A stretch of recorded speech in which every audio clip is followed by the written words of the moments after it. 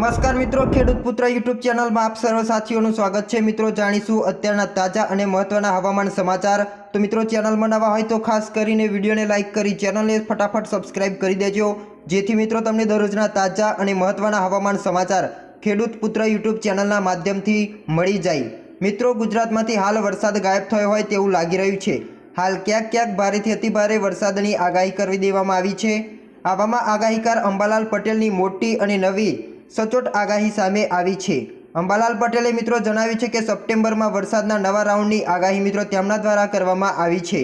તેમણે જણાવ્યું છે કે 10 સપ્ટેમ્બર સુધી રાજ્યમાં વરસાદના યોગ સર્જાઈ રહ્યા છે। આજે રાજ્યના કેટલાક ભાગોમાં છૂટોછવાયો વરસાદ રહેશે। આજે પૂર્વ ગુજરાત, ઉત્તર ગુજરાત અને મધ્ય ગુજરાતમાં છૂટાછવાયા વિસ્તારો હશે તેમાં વરસાદ જોવા મળી શકે છે। આજે પંચમહાલમાં પણ વધુ વરસાદ રહેશે તેવી તેમણે આગાહી કરી છે।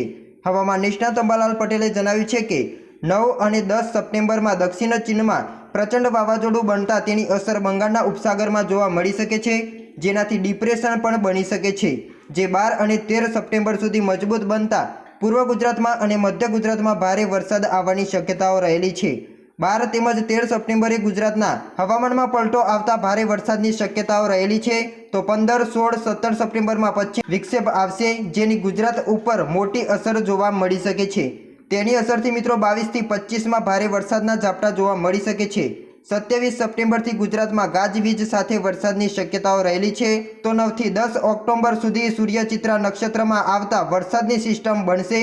16 થી 17 ઓક્ટોબરે ચંદ્ર જો આખી રાત કાળા વાદળોમાં ઢંકાયેલો રહેશે તો દરિયામાં ભારે હલચલ જોવા મળી શકે છે।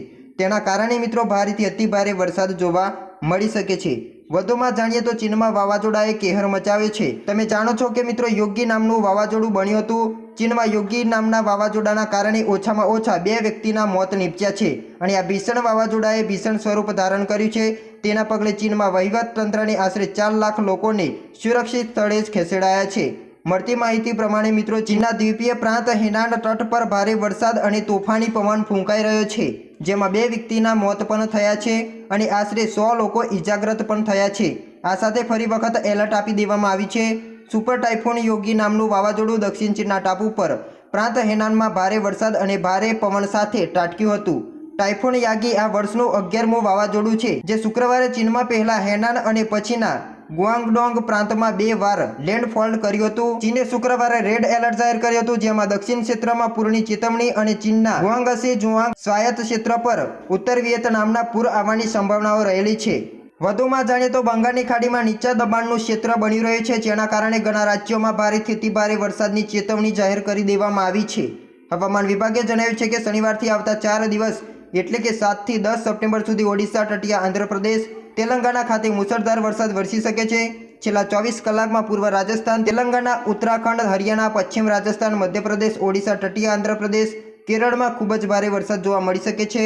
હવામાન વિભાગની આગાહી અનુસાર મહારાષ્ટ્રના ઘાટ વિસ્તારોમાં 8 અને 9 સપ્ટેમ્બરે, વિદર્ભમાં 12 સપ્ટેમ્બરે ખૂબ જ ભારે વરસાદ જોવા મળી શકે છે।